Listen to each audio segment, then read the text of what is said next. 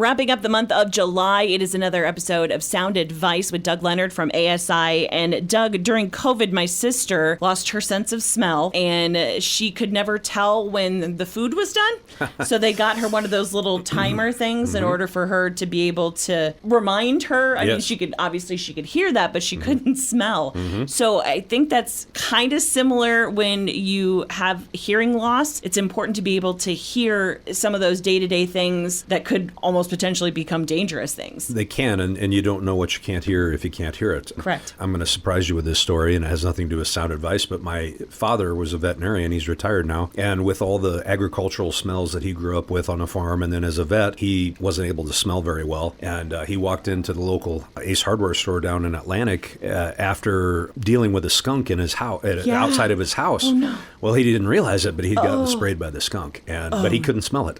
No. Although everyone else in Capel's Ace Hardware did. So geez. You don't know what you can't smell sometimes, like you said. Right. Too. But this is a story really. I thought about this topic just from the standpoint of the golf course. I was out there a few weeks ago and getting into the cart shed to get my cart, and from outside the cart shed, I heard this loud, annoying buzzing. And for folks who are familiar with golf, when you have a golf cart, you put it in reverse. There is a very loud buzzing sound. It's a safety feature. You want to make sure if you put your cart in reverse that you know it, so you don't run someone over behind you. Right. If you hit the gas, you don't run off a cliff, whatever. And someone had parked their cart, put it in the shed, and walked out, closed the doors, and it was in reverse. And it's loud. I mean, it's really loud.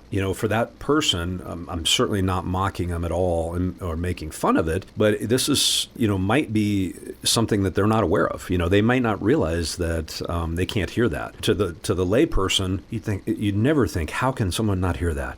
But there are folks that can't, and they may not even be aware of that. Another thing would be if you walk past someone and they say hi to you, but you just keep walking. I may think, well, that was kind of rude, I mean... Yeah, if you don't acknowledge them, just because you didn't hear them reaching out to you, you can maybe give off a bad vibe that you didn't intend to. So it can affect interpersonal relationships, obviously, and social situations. I think it can also be a safety factor. Yes, on the golf course with the reverse golf cart, but even in the home, smoke alarms, we've talked on Sound Advice before about patients that I've had that aren't able to hear with an alarm going off, carbon monoxide or smoke alarm. Right. And trying to think of some solutions for things like that. Folks can use smoke alarms that have a light, that will actually flash when the alarm goes off as well, which would be a great safety feature for someone with more severe hearing losses. So just points to the fact that, a lot of folks walk around with hearing loss, maybe not to the same severe degree, but they walk around with hearing loss that they're not aware of. And unless you have a diagnostic hearing evaluation, you don't know what you're not hearing.